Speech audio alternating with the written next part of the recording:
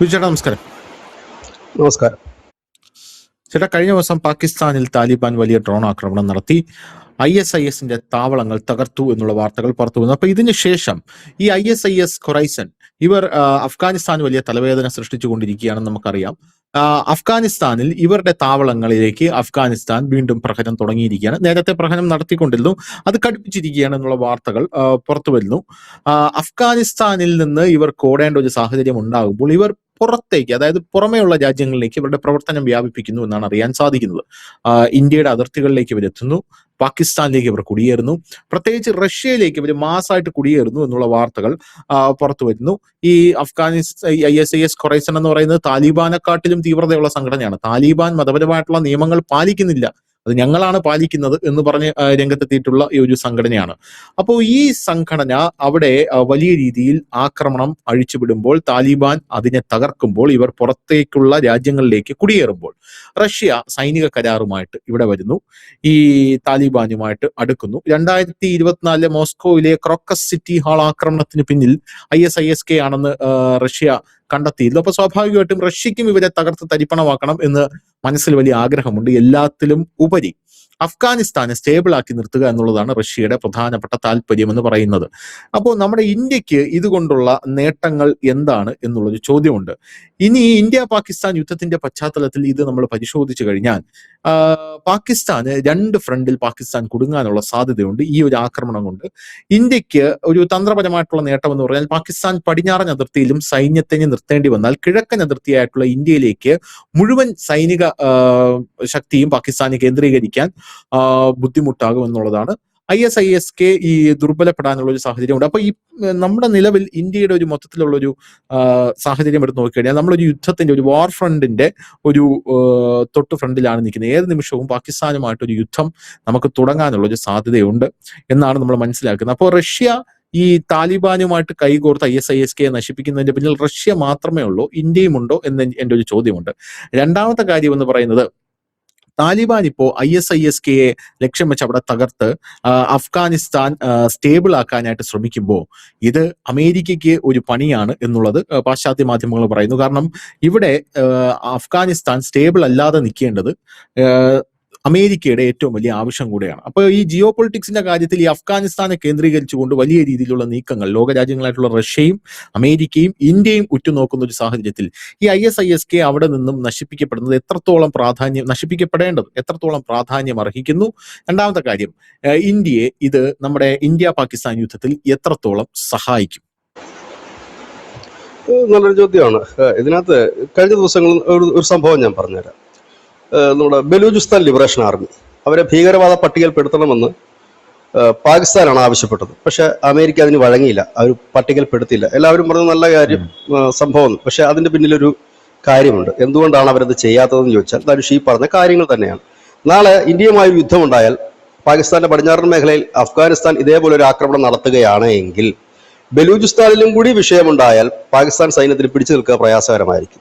നമ്മൾ ഈ ഓപ്പറേഷൻ സിന്ദൂർ സമയത്ത് നമ്മൾ കണ്ടതാണ്.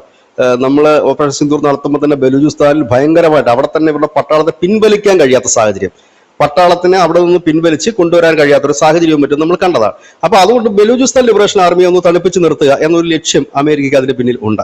കാരണം അവരെ ഭീകരവാദ പട്ടികയിലേക്ക് പിടിച്ചു കഴിഞ്ഞാൽ പിന്നെ അത് തീർന്നു സാധനം.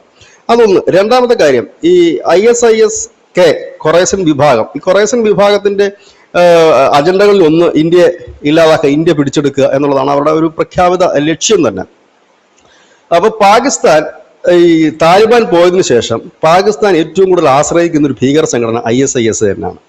കാരണം ജെയ്ഷെ മുഹമ്മദ് ആകട്ടെ, ലഷ്കർ തോയ്ബ ആകട്ടെ, ഇപ്പോൾ പഴയതുപോലെയുള്ള കപ്പാസിറ്റി അവർക്കില്ല.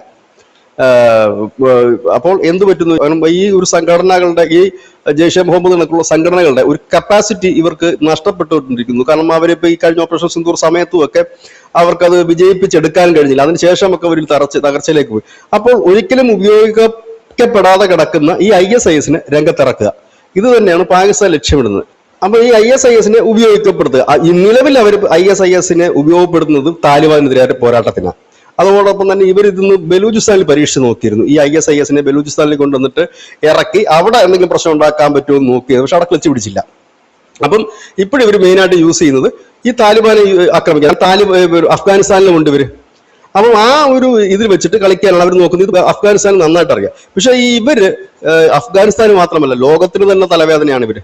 റഷ്യക്ക് തലവേദനയാണ്, ഇന്ത്യക്ക് തലവേദനയാണ്. അങ്ങനെ എല്ലാവർക്കും തലവേദനയായി മാറിയിരിക്കുന്ന ഇവരെ തീർക്കുക ഇന്ത്യയുടെയും റഷ്യയുടെയും പ്രധാനപ്പെട്ട ആവശ്യം തന്നെയാണ്. ഇവരുടെ രണ്ടും മാത്രമല്ല, യൂറോപ്യൻ രാജ്യങ്ങൾക്കും പ്രശ്നം തന്നെയാണ്. കാരണം ഇതിന്റെ ഒരു എലിമെന്റ് എവിടെങ്കിലും കിടന്നു കഴിഞ്ഞാൽ അത് പിന്നീട് പ്രശ്നം തന്നെ ചെയ്യുമെന്ന് അവർക്ക് നന്നായി അറിയാം. പക്ഷെ റഷ്യയെ സംബന്ധിച്ചെന്ന് പറഞ്ഞു കഴിഞ്ഞാൽ അവിടത്തേക്ക് ഈ ഭീകരവാദം കടന്നു കയറിയാൽ, കാരണം 2025 നമ്മൾ കണ്ടതാണ് ഭീകരാക്രമണം നടന്നിട്ടുള്ള 8 പേരോ മറ്റോ കൊല്ലപ്പെടുന്ന ഒരു സാഹചര്യം ഉണ്ടായിരുന്നു. അപ്പം അങ്ങനെ ഒരു സാഹചര്യം വന്നു കഴിഞ്ഞാൽ, ആദ്യമൊക്കെ അവിടെ ഭീകരവാദം ഉണ്ടായിരുന്നു റഷ്യയിൽ. ഈ ചെച്ചനിയൻ എന്നുള്ള മതഭീകരവാദ സംഘടനകളായിരുന്നു അവിടെ ഈ പരിപാടികളൊക്കെ ഒപ്പിച്ചു വെച്ചിരുന്നത്. പക്ഷെ ഇപ്പോഴങ്ങനെയല്ല, ISIS നേരിട്ട് തന്നെ കയറി പണിയാൻ തുടങ്ങുന്ന ഒരു സാഹചര്യം കൂടെ റഷ്യയിൽ ഇപ്പോഴും ഉണ്ട്. അപ്പൊ അതുകൊണ്ട് തന്നെ അവർക്ക് ഇതിനെ തടയിടേണ്ടതായ ഒരു അനിവാര്യ ഘടകമാണ്. അവിടെയാണ് റഷ്യ വലിയ രീതിയിൽ തന്നെ ഡ്രോണുകളും മറ്റും നൽകിക്കൊണ്ട് അഫ്ഗാനിസ്ഥാനെ കുറച്ചുകൂടെ ശക്തി പ്രാപിപ്പിക്കും. ഇത് ഇന്ത്യയുടെയും കൂടെ ആവശ്യമാണ്. കാരണം ഇത് ഈ ഒരു ഭീകരവാദികളെ പൂർണ്ണമായി ഒതുക്കുക എന്ന് മാത്രമല്ല, ധനുഷ് നേരത്തെ സൂചിപ്പിച്ച കണക്ക് പടിഞ്ഞാറൻ അതിർത്തിയിൽ ഒരു തടയിടാൻ, ഒരു ചെക്ക് പോസ്റ്റ് വെക്കാൻ, അല്ലെങ്കിൽ ഒരു ചെക്ക് വെക്കാൻ ഒരാളെ ഉണ്ട് എന്നുള്ളതും ഒരു അനിവാര്യ ഘടകമാണ്. ഇവിടെ അമേരിക്കയ്ക്ക് ഇതിനകത്തൊരു എൻട്രൻസ് വളരെ ബുദ്ധിമുട്ടാണ് അഫ്ഗാനിസ്ഥാനിലേക്ക്. കാരണം അമേരിക്ക എന്തിനാണ് വരുന്നത് എന്നുള്ളത് അവർക്ക് കൃത്യമായി തന്നെ അറിയാം. കാരണം അവിടെ വ്യോമത്താവളം ഏറ്റെടുക്കാനാണ്, ഖനനത്തിനാണ് എന്നുള്ള അഫ്ഗാനിസ്ഥാൻ നന്നായിട്ട് അറിയാം. റഷ്യ എന്തുകൊണ്ടാണ് ഇത്ര തിരക്ക് പിടിച്ച്, ഇല്ലെങ്കിൽ വളരെ ധൃതിയായിട്ട് ഈ ആയുധങ്ങളും മറ്റും എത്തിക്കുന്നത്? നാളെ അവിടെ വേറൊരു രാജ്യത്തിന്റെ കടന്നുകയറ്റം ഉണ്ടാകാതിരിക്കാനാണ്. കാരണം അതിപ്പോൾ ചൈന കടന്നു കയറിയാലും ഒരുപക്ഷെ അമേരിക്ക കടന്നു കയറിയാലും അത് ഭാവിയിൽ റഷ്യക്ക് വലിയ തലവേദന സൃഷ്ടിക്കുന്ന കാര്യം തന്നെയാണ്. റഷ്യ ഒരുപാട് അനുഭവിച്ചാണ് മുമ്പ് അമേരിക്ക കടന്നു കയറിയപ്പോൾ. അപ്പോൾ ആ ഒരു സാഹചര്യം ഒഴിവാക്കുക. അതുകൊണ്ട് താലിബാനെ ശക്തിപ്പെടുത്തുക. ആ താലിബാനെ ശക്തിപ്പെടുത്തുന്നതോട് കൂടി തന്നെ ഈ പ്രശ്നങ്ങൾ, ഇതിനകത്ത് ശ്രദ്ധേയമായ കാര്യം എന്ന് വെച്ച് കഴിഞ്ഞാൽ, കഴിഞ്ഞ ദിവസം അഫ്ഗാനിസ്ഥാൻ നടത്തിയ ആക്രമണങ്ങളിലെ ISIS കേന്ദ്രങ്ങളിലായിരുന്നു, ഈ ഖൊറൈസൻ വിഭാഗം കേന്ദ്രങ്ങളിലാണ്. അത് റഷ്യയുടെ ആവശ്യപ്രകാരം കൂടിയാണ് ആ കേന്ദ്രങ്ങൾ മാത്രം ലക്ഷ്യമിട്ടത്. കാരണം ഇന്ത്യക്കും അത് ഗുണകരമാണ് അങ്ങനത്തെ ഭീകരർ കൊല്ലപ്പെടുന്നത്. പക്ഷെ അത് ഇനി ഡെവലപ്പായ കുറച്ചുകൂടെ അത് ഡെവലപ്പാകാനുള്ള സാധ്യത, ഞാൻ പറഞ്ഞു, ഇനി ഒരു യുദ്ധം എന്ന് പറഞ്ഞു കഴിഞ്ഞാൽ അത് 2 രാജ്യങ്ങളിൽ മാത്രം ഒതുങ്ങി നിൽക്കുന്ന ഒന്നായിരിക്കില്ല. പലരും അതിന്റെ ഭാഗഭാക്കാകാനുള്ള സാധ്യതകൾ കൂടുതലായിരിക്കും. ഈ സമയത്ത് തന്നെ ഇറാൻ അമേരിക്ക വാറൂടെ വന്നു കഴിഞ്ഞാൽ അവസ്ഥ ഒന്ന് ആലോചിച്ച് നോക്കിയേ. അതിന്റെ ഇടയ്ക്ക് ഈ തായ്വാൻ പിടിക്കാൻ ചൈന ഒരുങ്ങിയുള്ള അവസ്ഥ ഒന്ന് ആലോചിച്ച് നോക്കിയേ. ആകപ്പാടെ കലങ്ങി മറിയുന്ന ഒരു സാഹചര്യത്തിലേക്ക് പോകും. അപ്പൊ ഇവിടെ ഈ റഷ്യ അഫ്ഗാനിസ്ഥാനിലേക്ക് എത്തുന്നത് കാരണം എല്ലാവരും ചോദിക്കുന്ന ഒരു ചോദ്യമുണ്ട്, അഫ്ഗാനിസ്ഥാൻ എവിടെ നിന്നാണ് ഈ പണം, ഈ സാധനങ്ങൾ വാങ്ങണ്ടേ? അവിടെ കൊടുക്കുന്ന സാധനങ്ങളൊന്നും ഫസ്റ്റ് ക്വാളിറ്റി സാധനങ്ങളൊന്നും അല്ല. ഈ റഷ്യയുടെ ഒക്കെ വില കുറഞ്ഞ ഡ്രോണുകളും അതുപോലെ തന്നെ അവരുടെ പഴഞ്ചൻ സാധനങ്ങളും ഒക്കെ തന്നെയാണ് കൊടുക്കുന്നത്. ഈ താലിബാനെ സംബന്ധിച്ച് അതൊക്കെ വലിയ കാര്യം തന്നെയാണ്. അത് മതി. ഈ എന്താണ് വല്ലഭന് പുല്ലും ആയുധം എന്ന് പറയുന്നത് ഇവർക്ക് അതൊക്കെ മതി. ഡ്രോണുകളൊക്കെ വേണമെങ്കിൽ പാകിസ്ഥാൻ അകത്ത് നിന്ന് തന്നെ ഒരു പറത്തിവിടുന്ന സംവിധാനങ്ങളൊക്കെ ഉണ്ട്. കാരണം ഇവർക്കൊന്നും നഷ്ടപ്പെടാനില്ലല്ലോ. ഗറില്ല യുദ്ധം, ജാവേറും ഒക്കെ ഇവർക്കൊരു പ്രോബ്ലമേ അല്ല. അതുകൊണ്ട് പിന്നെ ആ ഒരു വിഷയങ്ങളില്ല. അപ്പൊ ഇതിന്റെ പണം എവിടുന്ന് എന്നൊരു ചോദ്യമുണ്ട്. ഒരുപക്ഷെ ആ പണം നൽകുന്ന രാജ്യം ഇന്ത്യ ആയിരിക്കാം. കാരണം ഇത് കൊടുക്കണമെങ്കിൽ ഒരു പണം വേണമല്ലോ. അത് മാത്രവുമല്ല, ഇപ്പൊ സൈനിക സഹകരണം കൂടി വന്നിട്ടുണ്ട്.